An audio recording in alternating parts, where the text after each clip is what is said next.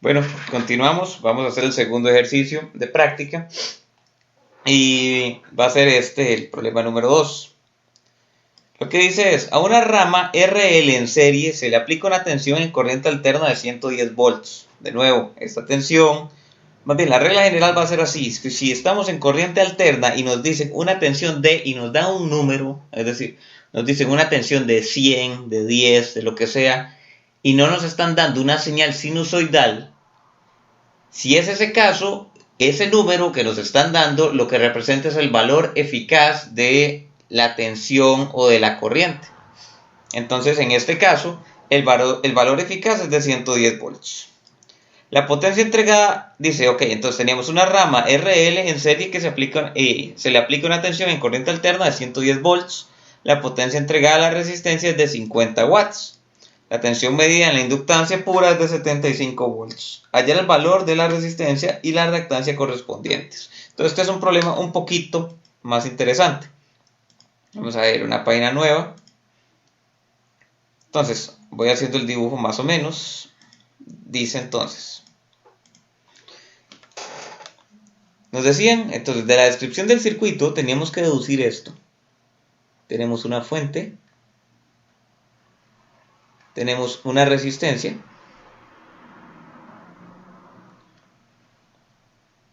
Y tenemos una reactancia inductiva o una inductancia por aquí.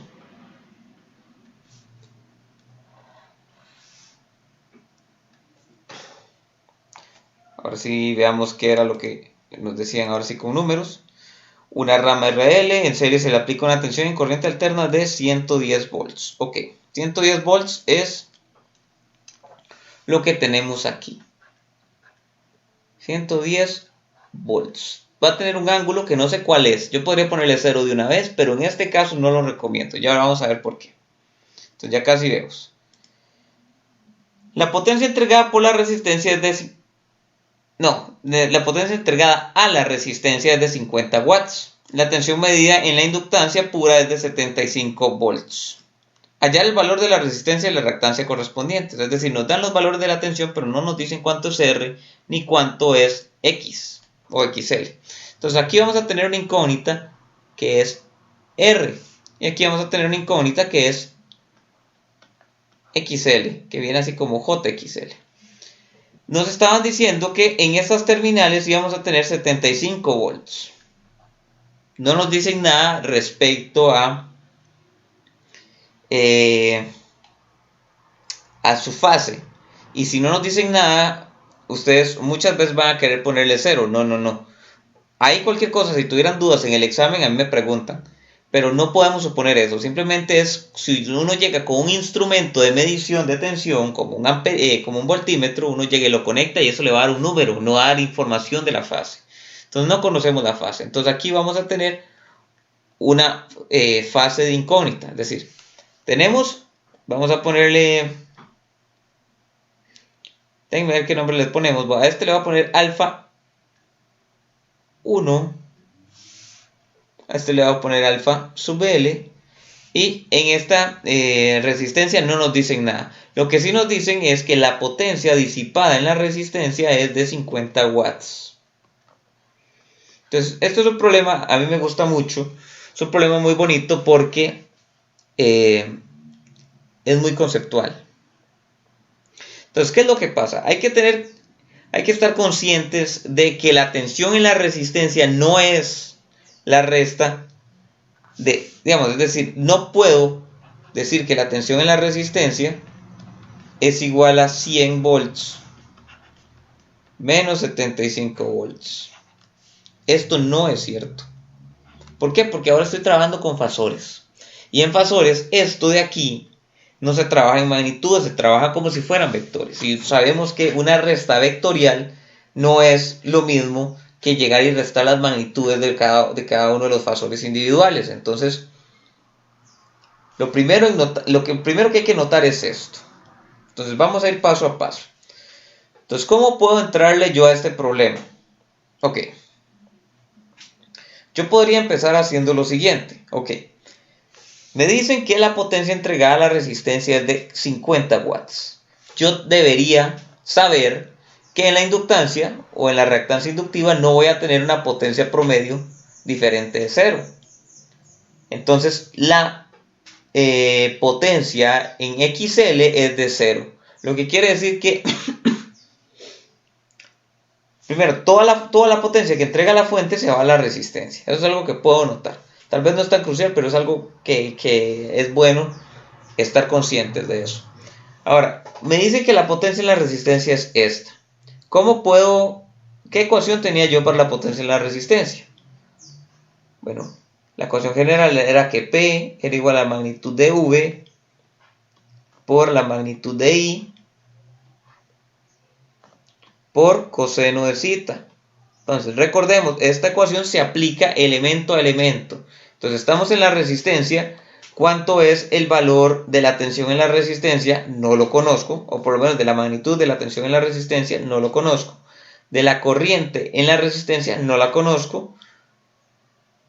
Entonces, ahí tenemos un par de incógnitas. ¿Y cuánto es el valor de zeta? Ese caso sí lo conozco, porque como no producía trazo, el zeta en este caso vale 0. 0 grados. Y coseno de 0 es 1. Entonces voy a dejar de poner coseno. Esto va a desaparecer de nuestra ecuación y voy a trabajar con estos de aquí. Entonces yo conozco cuánto vale P, pero no conozco cuánto vale la magnitud de la tensión y la magnitud de la corriente. Ok, lo que puedo hacer es aplicar ley de Ohm aquí. Recordemos que el fasor tensión es igual a la impedancia por el fasor corriente. En este caso, mi impedancia es R. Entonces yo puedo decir que el fasor I va a ser igual al fasor V entre R. Y eso lo voy a sustituir aquí. Yo sé que aquí tengo magnitudes, entonces lo que hago es ponerle magnitudes a las dos. Entonces en esta ecuación voy a tener 50 watts, que es la potencia, en la resistencia va a ser igual a una tensión que no conozco, pero bueno, la pongo como incógnita al cuadrado, entre R por coseno de zeta. Entonces ahí tengo una ecuacioncilla por ahí, que todavía no puedo despejar, pero bueno, ya tengo algo por aquí. Vamos a dejarla aquí como ecuación ecuación asterisco. Pongamos aquí, asterisco. ¿De acuerdo? Eso es algo que voy a dejar ahí guardadito.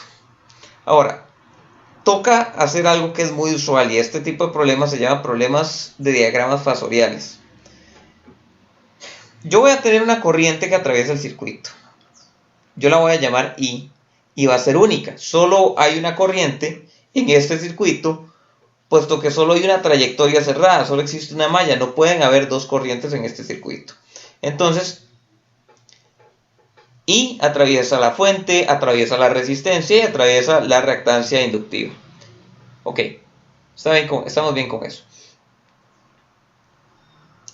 Yo voy a tener que el fasor I va a ser igual a una magnitud que voy a llamar I simple con un ángulo de phi. Yo no he puesto mi referencia de fase, es decir, usualmente en un circuito uno llega y define ángulo de cero en alguna corriente o en alguna tensión. En este caso, resulta muy conveniente utilizar un ángulo de cero en la corriente porque la corriente atraviesa varios elementos. Entonces como que ayuda a eliminar varios ángulos. Entonces lo que vamos a hacer es lo que voy a poner por acá, que es que tomo el fasor I como referencia. Referencia de fase. Tomo el fasor I como referencia de fase. Entonces, ¿qué significa eso? Que el fasor I va a ser igual a una magnitud con un ángulo de 0 grados. Ok, ¿de qué me sirve a mí eso? Bueno, yo ahora voy a saber que el ángulo de la tensión en la resistencia va a ser de ¿cuánto? Ok, ¿qué hacía la resistencia? La resistencia no producía un atraso ni un adelanto de la corriente con respecto a la tensión en sus terminales. La corriente que atraviesa la resistencia es esta, porque es la misma que atraviesa todos los elementos. Por lo tanto, la tensión de la resistencia va a tener un valor, VR, y el ángulo tiene que ser el mismo al de la corriente. Entonces, por lo menos ya sé que esto tiene un ángulo de 0. Ok. Pensemos ahora en la inductancia.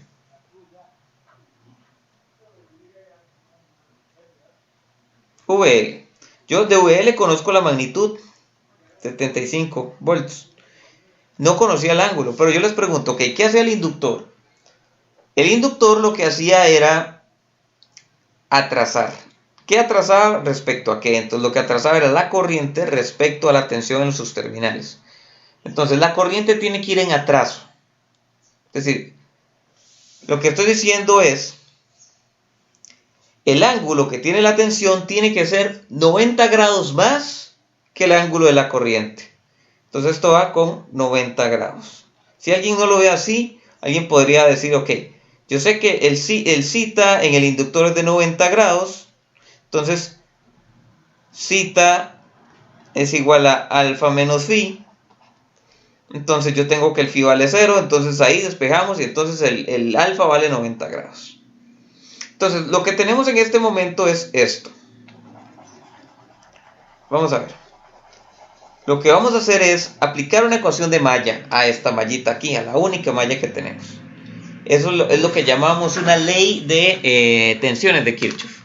Entonces vamos a dividir la pantalla por acá y voy a aplicar una LTK, una ley de tensiones de Kirchhoff. Ley de tensiones de Kirchhoff. ¿Cómo queda una ley de tensiones de Kirchhoff aquí? Entonces, la tensión en la fuente, le voy a poner así, yo sé que esto no lo he puesto en ningún lado, pero bueno, la tensión en la fuente, fasor, es igual a la tensión en la resistencia, fasor, más la tensión en el inductor, fasor. Pensando en que el VR viene así, ¿verdad? Lo estoy poniendo en convención pasiva, porque son elementos pasivos. Entonces, de la fuente, yo conozco la magnitud, y entonces cuando conozco la magnitud le pongo un check aquí, pero no conozco la dirección, le pongo una X, porque no conozco el ángulo. De la resistencia no conozco la magnitud, le pongo una X, pero sí conozco el ángulo. Y del inductor, en este momento conozco las dos cosas. Entonces, esto que acabo de poner aquí, esta ecuación, se le llama una ecuación fasorial, pero podemos tratarla como si fuera una ecuación vectorial. La ecuación vectorial, si recuerdan de mecánica y esos cursos y de física, uno puede plantear una ecuación para y y una ecuación para x. Lo que quiero decir, esa ecuación vectorial implícitamente es una ecuación bidimensional, es un sistema de dos ecuaciones, lo que nos permite a nosotros despejar dos incógnitas de esas ecuaciones. Y casualmente tenemos dos incógnitas que son las dos x que tenemos. Si hubiéramos tenido 3, tenemos que ver qué sacamos. Entonces, las incógnitas de esta ecuación, de aquí, vienen a ser la dirección del fasor F, del fasor VF, y la magnitud del fasor VR. Entonces, ¿cómo vamos a hacer esto? Entonces, vamos a usar un método gráfico, y cuando me refiero a método gráfico, no quiere decir que tengan que utilizar juegos de geometría o algo similar. Simplemente vamos a hacer geometría sin necesidad de usar reglas, de usar regla, sino aplicando fundamentos geométricos básicos. Entonces voy a empezar tirando un fasor VR horizontal. Entonces voy a tirar un fasor VR horizontal, yo no conozco cuánto mide. Entonces lo que vamos a hacer es, tiremos un origen aquí. De este origen yo voy a tirar este fasor VR y después este fasor VL. Entonces el fasor VR tiene una magnitud que yo no conozco, pero yo sé que tiene ángulo de 0, entonces lo dibujo horizontal hacia acá. El VL yo sé que mide 75, ángulo de 90 grados. Entonces tiro 75 para arriba. Porque el ángulo es de 90 grados. Recordemos que los ángulos son medidos siempre con respecto al eje positivo, al eje X positivo. Entonces, si tenemos un ángulo de 90, lo dibujamos, el fasor va hacia arriba. Si el ángulo es de 0, lo ponemos horizontal. Entonces tenemos 75 volts. Aquí algo que vale una cantidad desconocida que es VR. Vamos a ponerle VR mejor. VR. Aquí tenemos algo que tiene que cerrar nuestro diagrama.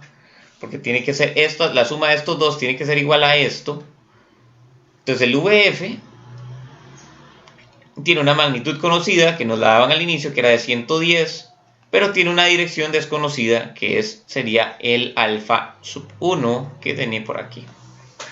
Y si se fijan, esto es un triángulo rectángulo, porque entre aquí, este que tiene ángulo de 0 y este que tiene ángulo de 90 y 90 grados. Entonces, como es un triángulo rectángulo, queda muy fácil, porque de aquí podemos encontrar cuánto vale VR, podremos encontrar cuánto vale el alfa 1, pero en realidad no nos importa, es decir, podemos encontrarlo, pero no lo voy a hacer porque no nos ayuda en los cálculos posteriores. Aquí lo que voy a decir es que el VR va a ser igual a raíz cuadrada de 110 al cuadrado menos 75 al cuadrado. Hay una fórmula de Pitágoras. Y VR va a darme un valor, 110 al cuadrado menos 75 al cuadrado. Y le sacamos raíz. Me está dando 80.5 voltios. 80.5 voltios. Ahora, ok. Nosotros teníamos una ecuación. Bueno, ok, ya tenemos algo. Esto es algo, un hallazgo, digamos. Esto ya podemos estar orgullosos que ya algo le hicimos al problema. Ya sacamos algo de provecho. Ahora, nos decían que teníamos que encontrar cuánto valía R y cuánto valía XL. Recordemos que nosotros ya contábamos con una ecuación que era asterisco, estaba aquí. Lo que yo acabo de encontrar, y yo aquí puse nada más la magnitud de la tensión, en realidad es la magnitud del fasor de tensión VR. Aquí le agrego una R. Entonces de esa ecuación nosotros podemos despejar la R. De aquí de esa ecuación asterisco, vamos a decir que la R es 80,5 al cuadrado entre 50. Haciendo eso, llegamos a que la R vale 129,5.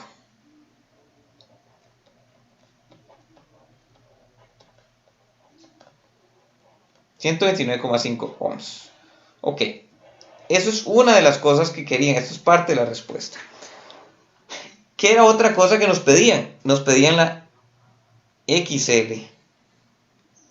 ¿Cómo le llego a la XL? Bueno, la ecuación fundamental de los circuitos es que la tensión es igual a Z por I. Ley de Ohm en corriente alterna. Entonces yo conozco cuánto vale la tensión, magnitud y ángulo. Esto de aquí ya lo conozco en su totalidad. La corriente no la conozco todavía, pero ojalá la conociera, porque si yo conociendo esto puedo esperar cuánto es Z. Bueno, pero resulta que yo puedo encontrar, yo sé que la corriente tiene ángulo de 0, recordemos aquí. Pero además, con lo que he encontrado hasta el momento, puedo hallar cuánto vale la magnitud de I.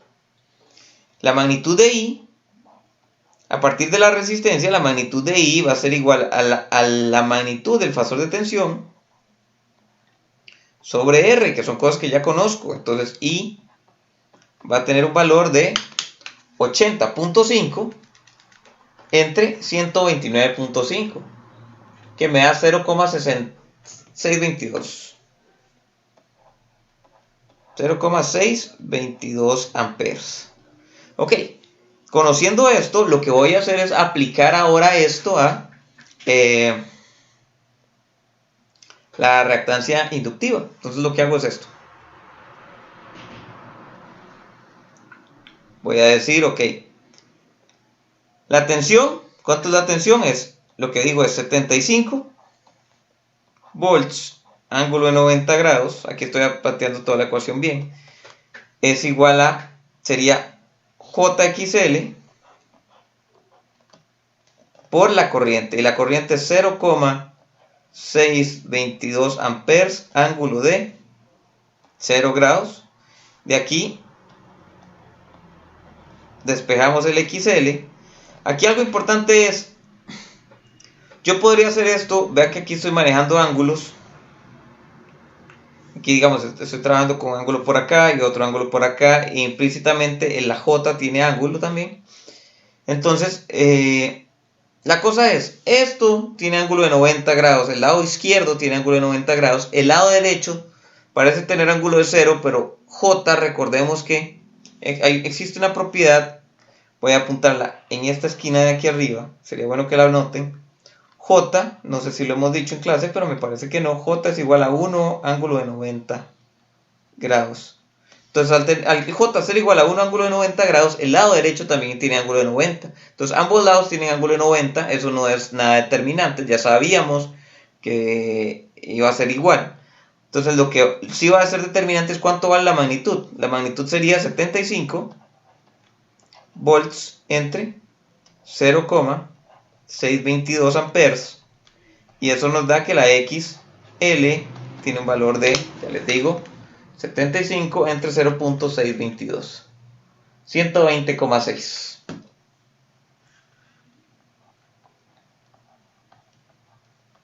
ohms. Y esta es la otra respuesta de interés.